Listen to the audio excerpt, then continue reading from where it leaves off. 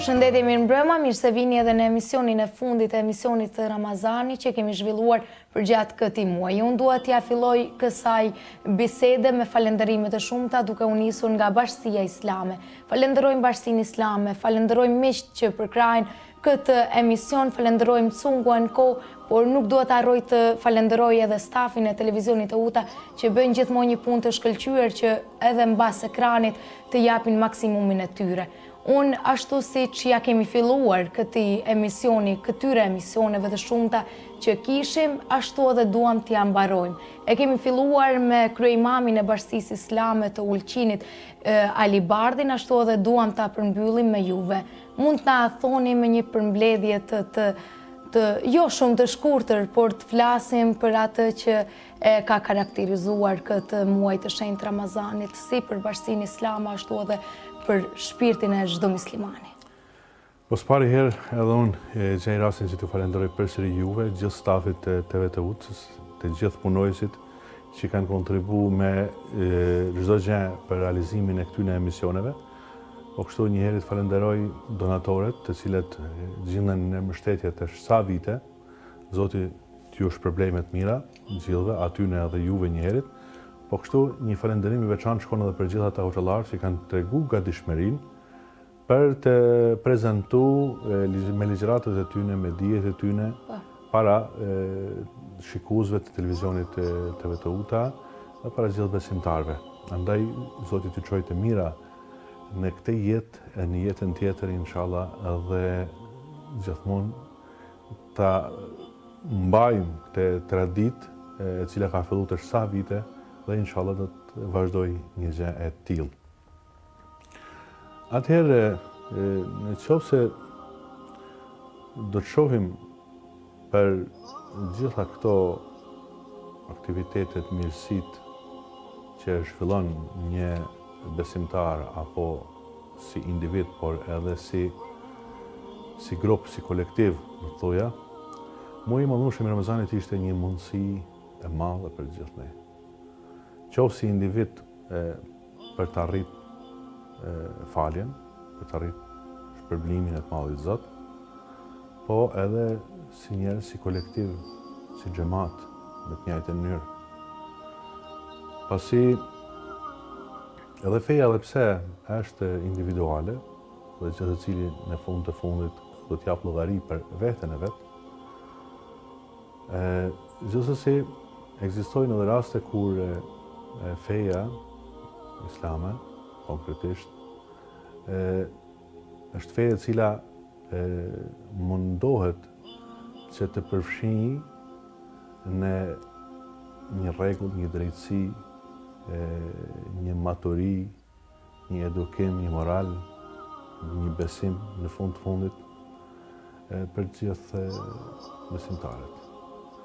Kështu që në qoftë se nisemi nga parimi i ajetit kuranor ku Allahu xhaleshanu thot: "Ya ayyuhalladhina amanu rka'u wasjudu fa'budu rabbakum wa fa'alu al-khayr la'allakum tuflihun." Allahu xhaleshanu na thot në këtë ajet që o ju besimtar, bini në ruku, bini në sejdë dhe mallnoni Zotin tuaj. Sa i përket kësaj pjesës parë, Allahu xhaleshanuhu na difton që ne si individ, por edhe si kolektiv bashkarisht, t'i drejtohemi vetëm Allahu xhaleshanuhu për lutje, për falje, ta mallnojmë vetëm atë. Dhe pjesa tjetër, wa fa'alul khair, e bani vepra të mira, thot përsëri, Allahu xhaleshanuhu vazhdon pas kësaj pjese, la'allakum tuflihun, në mënyrë që t'jeni të shpëtuar. Pra shpëtimin e njeriut e ka lidhur ajeti Kuranit Allahu xhaleshanuhu me adhurimet që i bëjmë me karshi Allahu xhaleshanuhu, me Allahu xhaleshanuhu dhe me të mirat e mirësitë që do t'i bëjmë për njerëzit e tjerë pa marrë parasysh, si kush dhe tek. Pra, vetëm në këtë ajet ne shohim që kena një lidhshmëri ndërmjet, pra një lidhshmëri vertikale, në formën vertikale, dhe një lidhshmëri tjetër me njerëzit që është horizontale. Muaji i Ramazanit i përmban gjitha këto. Në fakt çdo adhurim çdo ritual që e shohim në përgjithësi esenca edhe përteja asaj që realizohet si ibadet, si namaz, si agjerim, si haxh, si zeqat, gjitha këto duhet manifestohen në jetën tonë shoqërore përditshme. Sepse, po ta shohim, pejgamberi Islam, kur e ka shpjeguar shumë thjesht fenë, e kanë pyet shokët e tij, o i dërguar i Zotit, na shpjegon çka është feja. Pejgamberi Islam ka thënë, feja është morali i mirë, etika e mirë, ahlaku i mirë. Dhe më pas përsëri pejgamberi Islam për t'i shërby kësaj që thot feja është morali i mirë, ka vazhduar me disa porosi tjera.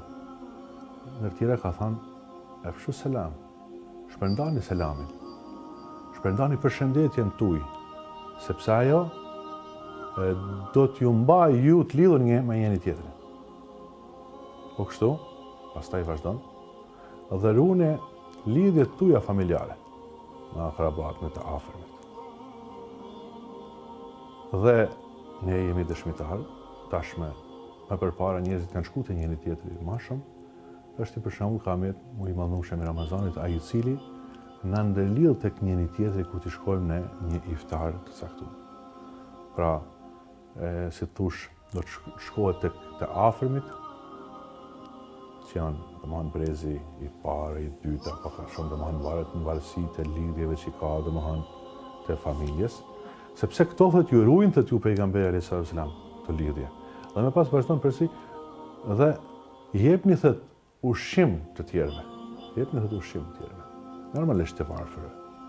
Por duhet me kuptuar një gjë, se shpesh herë keq kuptohet. Agjerimi apo dhënia e iftarit nuk nën kupton që mi dhanë vetëm fukaras, nuk është një pyetje vetëm fukarave. Është një pyetje që duhet të krijohen lidhjet me njëri tjetrin. Dhe si thash në fillim, çdo ibadet, çdo adhurim, çdo ritual që themi ne, e ka prapa atë ndikimin e vet që duhet reflektohet në shoqëni. Në qoftë me namaz, falim namazin, dhe në jetën tonë përditshme, domethënë ajo duhet të reflektojë për mirë, moral të mirë. Nuk mundet që me namaz e në anën tjetër të bëjnë vepra që nuk janë të hishme, vepra të bëjnë harama apo diçka tjetër. Sepse Allahu xhaleshanu thot, namazi ju largon nga punët e këqija, thot Allahu xhaleshanu. Atëherë nëse ndodh kjo, atëherë ke një problem në namazin tonë. Pra domethënë nëse ty nuk të largon nga veprat e këqija, nga mendimet e këqija, nga gjërat e këqija, atëherë ka problem. Kështu që e vazhdoi hadithin dhe vazhdon pejgamberi sallallahu alajhi wasallam, pra ushqeni njëri tjetrin. Apo siç thot në një hadith tjetër, kush i jep dikujt një iftar, e kanë pas rastin që ti keni në gjuhë, domethënë ato ligjërata, domethënë imamët i kanë shpjeguar me detajisht, por unë do të them atë çka kena rrit ne, domethënë gjatë kësaj kohe. Kush i jep dikujt një iftar, Allahu xhaleshanu ja jep sevapin e agjerusit. Pa ju paksu agjerusit, nuk i merr gjë agjerusit.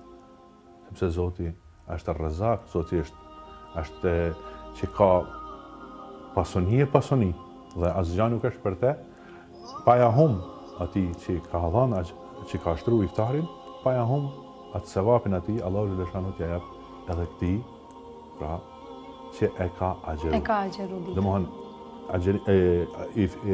sevapi i atij që ka agjeruar natyrisht që nuk i humbet ti, nuk i tret ti si sevap, por në të njëjtën mënyrë dhe ai që shtron iftarin e ka atë sevapin e tij. Dhe tjetra, prandaj, po pejgamberi alayhis salam, dhe në momentet kur njerëzit janë duke fjetur, ju çoni dhe falni namaz. E namazi domethënë namazi i natës. Po namazi i natës nuk kuptohet natyrisht, domethënë është i fshehtë, jo kështu domethënë i hapur, por është i fshehtë, natyrisht që njerëzit gjithkush ka domethënë dëshirën edhe mendimin e vet, por është diçka që është në raport vetëm me Allahun xhaleshanu pa ditë kërkosh. Në fakt ky hadith ka thënë pejgamberi alayhis salam në momentet kur ende ishte pa ndodhur Miraxhi, pa ardhur edhe 5 vaktet e ditës, si më thënë, por që këto nuk e zavendëson ky namazin natës për 5 kohët e ditës, domethënë se kjo është e veçantë në veti, është udhën nga Allahu xhaleshanhu dhe kjo vjen më së miri si një formë vullnetare që i përket besimtarit. Ndërsa për pejgamberin ka qenë urdhën sepse e ka marrë gjithmonë. Kështu që ne gjatë muajit mallnushëm të Ramazanit, pra kemi arritë që shpirtnisht ta jemi më të devotshëm qoftë me ibadetet, me adhurimet tona, por në njëjtën mënyrë edhe këtë devotshmëri e manifestojmë tashme me njerëzit e tjerë, me gjërat që na rrethojnë ne për rreth. Dhe ky është ai manifestimi që vjen si rezultat i këtij rituali, këtij adhurimi, këtij ibadeti që na e kena bërë. Natyrisht që besimtarët përveç saj, domethënë që janë 2 pikat kryesore, e gjatë saj kohë keni pas rastin që dëgjoni edhe për Kur'anin, sepse janë shërë ngjarje të mëdha që kanë ndodhur natën e Kadrit, atëherë agjerimi që është në vetvete që e përmend Kur'ani, sepse Kur'ani përmend 2 gjëra kryesore. Në lidhje me muajin e mallnushëm të Ramazanit, përmend Kur'anin, që është natën e Kadrit, edhe përmend agjerimin. Të tjerat nuk i përmend Kur'ani. Domethënë 2 pikat, 2 shtyllat kryesore që e bëjnë edhe të rëndësishme është leximi i Kuranit, sepse njeriu duke lexuar Kuranin edhe shikon edhe realitetin, edhe atë lidhjen e tij, edhe si thosh bën një bilans të vetes se deri ku ka mrit apo deri sa edhe ishte përmbajt libri të shenjtë për gjatë kësaj kohe. Pra keni një rikthim sepse njeriu është një krijesë e atill që harron. Ne jemi dëshmitar kohëve të fundit, për shembull, kur kemi edhe një funeral, një xhenaze, domethënë njerëzit nuk e kanë më atë një shmeninë ashtu, domethënë pa marrë parasysh se ose nuk mund të jemi të afër me njëri tjetrin, por gjithsesi domethënë është kriju si një rutinë ku vetëm vendohet njeriu në varr dhe domethënë as kur gjë, domethënë çdo gjë është normale dhe domethënë po kjo është e planifikuar. Kjo është njeriu është i atill që harron. Për atë arsye njeriu ka nevojë për rikujtim. Dhe muaji i Ramazanit, sepse është muaji i Kuranit, është muaji që e rikujton. Dhe agjerimi që është një gjë e rëndësishme që e kanë pas tan popujt sipas Kuranit, e kanë pas tan më përpara në mënyrë që të jena të arrijmë të devotshmëri. Pra, edhe në raport me Allahun xhaleshanhu, por edhe në raport me njerëzit e tjerë, domethënë Ramazani i përmbledh të gjitha këto. Natyrisht që është edhe sadakatul fitra, është zeqati, gjitha këto, zeqati për ata persona të cilët e arrijnë shumën, janë të obliguar që të japin nga zeqati, nga pasuria e tyre, me shumën 2.5%, dhe ato të cilët japin sadaka, të cilët janë të caktuar, dhe sadakan është shumë e rëndësishme për vetë faktin se thot pejgamberi sallallahu alajhi wasallam. Agjerimi i qëndron ndërmjet tokës dhe qiellit është sadakaja ajo e cila e drejton për tek Zoti. Prandaj domethënë i bëj apel gjithë shikuesve që gjithsesi të mundohen që të japin sadakat. Do të mundohen që të japin ato sadaka dhe ata që se kanë kryer domethënë deri në momentet e para deri para faljes së Bajramit mund t'i dhurojnë ata, si më thënë, kategorive të ndryshme të cilat janë, por një herët mundet edhe që t'i japin për dansat e medresës, pasi atje është edhe, domethënë, më nevojë, pasi edhe mësohet besimi dhe gjërat e tjera që janë në shërbim të njerëzimit, në shërbim të njerëzve. Si ishte ky muaj edhe për xhamitë e Ulqinit, meqense nuk e prekem shumë, ishit kënaqur edhe me xhamatin gjatë këtij muaji? Po gjatë këtij muaji ne kemi pas aktivitete, mjaft aktivitete, domethënë duke u shputur nga aktivitetet që kemi realizuar bashkë me ju, por natyrisht aktivitetet që kemi pas në xhamia. Në të gjitha xhamit janë falë teravit, 28 xhami që ka komuna Ulqinit. Kemi pas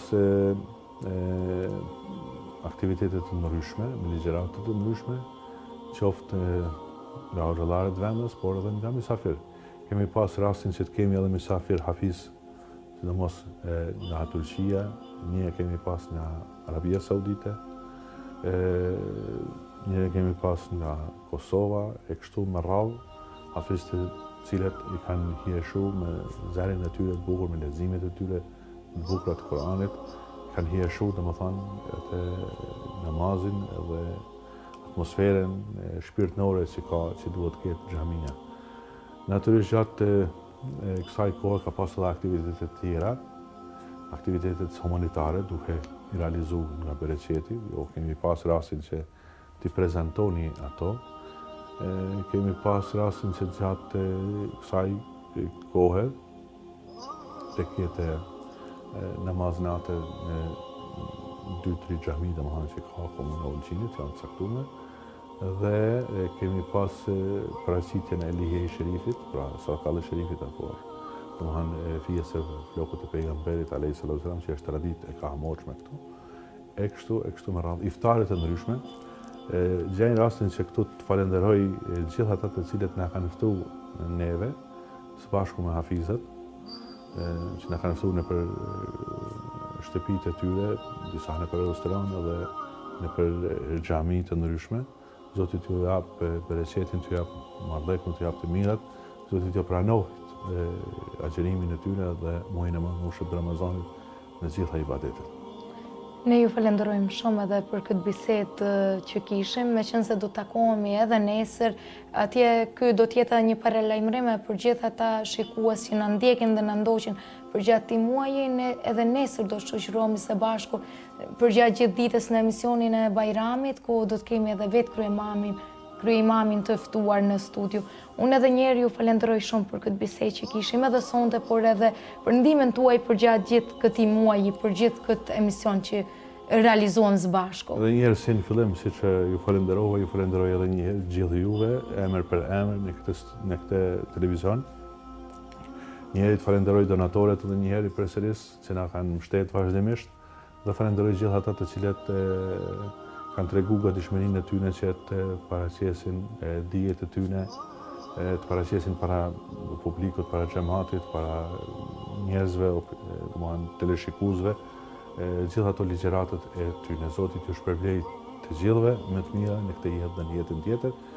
Inshallah Zoti na pranon gjitha adhurimet që kemi realizuar, edhe inshallah presim festën e Bajramit shëndoshë mirë, gjithë së bashku e inshallah na pranoj Zoti. Faleminderit edhe një herë. Unë edhe një herë duhet vazhdoj falenderimet e mia, falenderojmë miqtë e këtij emisioni, falenderojmë Cunguan Ko, falenderojmë Bashkësinë Islame, falenderojmë të gjithë miqtë që ishin të ftuar, të gjithë imamet që ishin të ftuar përgjatë këtij emisioni gjatë muajit të shenjtë të Ramazanit. Falenderojmë edhe miqtë atje besnik përtej ekranit që qëndrojnë gjithmonë me neve dhe na besojnë duke qëndruar në çastet e programeve tona. Ne i falenderojmë dhe ju themi agjerim të pranuar dhe një muaj të pranuar. Shpresojmë që ky muaj, këtë pozitivitet që ka sjellur ta përçojë edhe muajve të tjerë. Ne takohemi nesër në emisionin e Bajramit së bashku, do të jemi të shoqëruar me miq të tjerë, me të ftuar të tjerë. Edhe një herë takohemi nesër në emision të Bajramit. Mirëmbëjtje.